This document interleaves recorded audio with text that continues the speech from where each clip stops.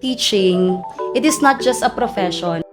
Nakakakuha ka ng learning from them bukod sa binibigay mong learning sa kanila. Lumaban tayo sa buhay, laban lang po.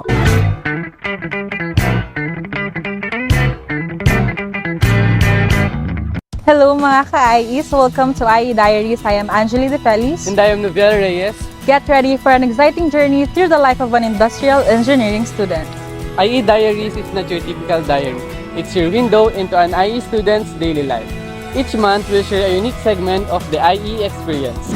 Our tagline says it all. Expeditions Unveiled, Navigating Life through IE Diaries. Today, we celebrate the National Teachers' Day by spotlighting our amazing professors. We'll dive into their lives and hear from students about their impact. Hello IE explorers of all ages. Welcome to our extraordinary journey through the IE Diaries. Today, it's time to unveil the real heroes behind our expeditions, our amazing teachers. These amazing people are not just teachers. They are like navigators, leading us to the challenging journey of our lives.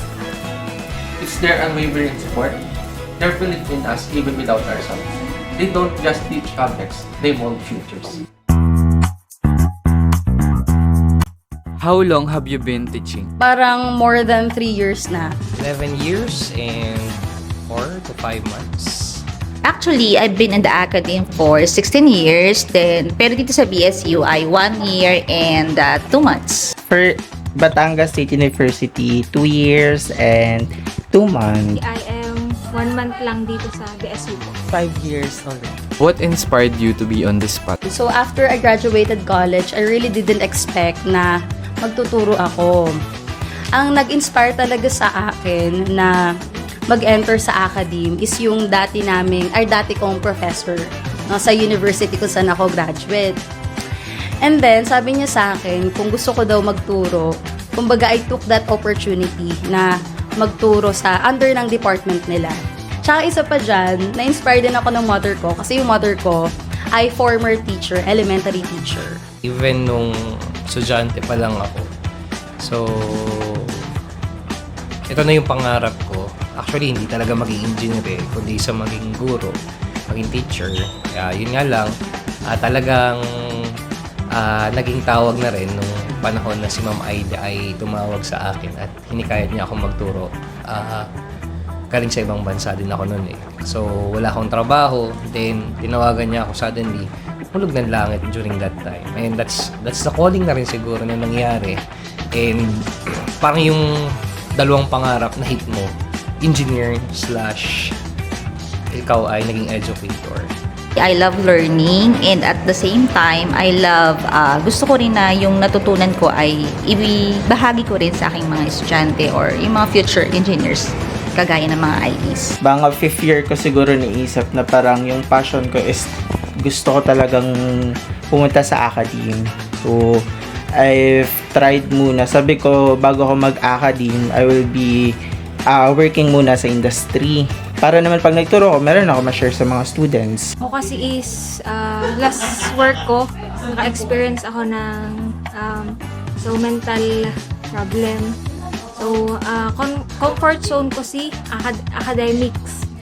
So, bumalik muna ako sa comfort zone ko, pray ko, if makakalma ako or mas magiging in peace ako. So far naman is good naman. I recall during the time that we were playing, I acted like a teacher, and also to those teachers who also inspired me to create a change and to help build the dream for every child. What kind of students gave you the most memorable days of So teaching? yung talagang mga second year ngayon, lalo na yung mga students na na-handle ko for 3 consecutive semesters. Kasi dun ko nakita yung kanilang improvement, no? Yung development nila when it comes to, for example, communication skills or other skills.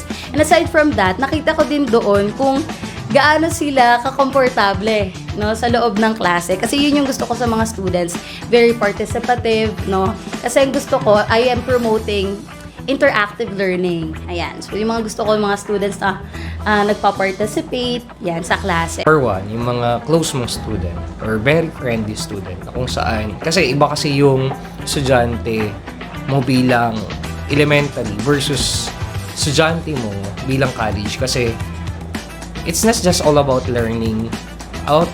It's all about friendship na rin. And of course, nakakakuha ka ng learning from them bukod sa binibigay mong learning sa kanila.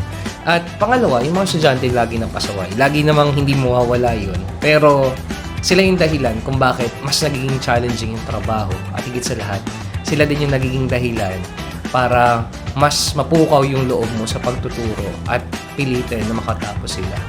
So, those challenges are very, very challenging in a part of being a teacher. However, nakakonquer naman natin yun. Actually, madami. Kasi lalo na yung mga estudyante ko na bumabalik sa akin para mag-thank you. Kasi nga, ngayon sila yung mga successful na, marami ay mga managers na, marami na rin yung mga nabago ang buhay nila. Kasi, kung hindi nyo natatanong, ako ay napakabait na prof talaga. Okay, patutunayan yan or mapapatunayan yan ng mga estudyante ko kasi kung gaano ako sa kanila bilang estudyante. Kasi actually yung mga estudyante ko tinatawag na nila akong nanay, mami, si mama. Kasi parang hindi lang ako teacher talaga, kundi parang magulang na rin nila. Ang pinaka-highlight siguro is yung hindi lang kami within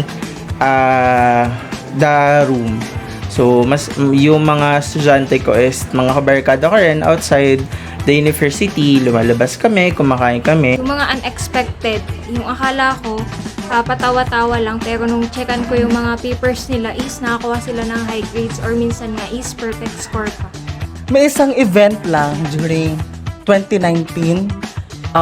That was my 21st birthday. So they all surprised me. It was actually my first time to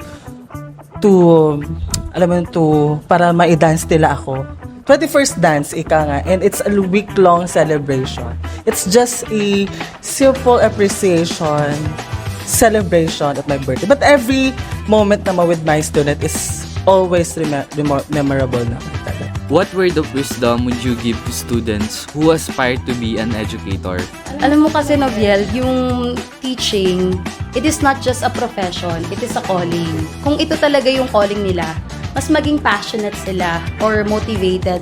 Yung kahit anong layo na narating ng estudyante mo, tatawagin ka pa rin na sir. Yun yung pinakamahalaga. Huwag nating i-limit yung knowledge natin. So, kung ano lang yung natutunan natin ay hanggang doon lang tayo kasi ang learning nga is continuous. They should be passionate with this field and have patience and understanding. Dapat gustong-gusto nyo yung gagawin nyo. So, willing kayo to share your knowledge, not just in academic aspect but also in life. Lagi ko naman sinasabi siguro ay alam naman ng everyone, laban lang na always and always po lagi. Lumaban lang tayo sa buhay. Laban lang po. Name a teacher whose life or career has influenced you. Sir Pog, si Sir Angelo Paolo Atienza. Pero wala na siya ngayon dito. Pero yung kinuwento na kasi sa amin yung life niya before na siya ay parang chill-chill lang sa college.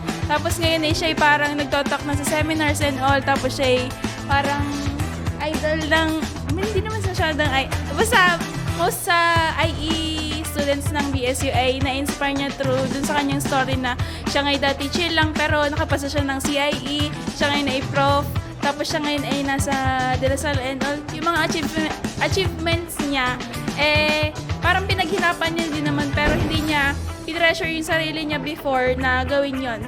Share a famous line from your teacher. So ayun na nga, then mag-explain po siya na kanyang experience sa trabaho po, sa academe po. Sustainability is not a word, but it is an action. What is your message to all teachers out there? Thank you for inspiring to believe in myself and never give up on my dreams. Sarang! Shoutout kay Ate Cherry.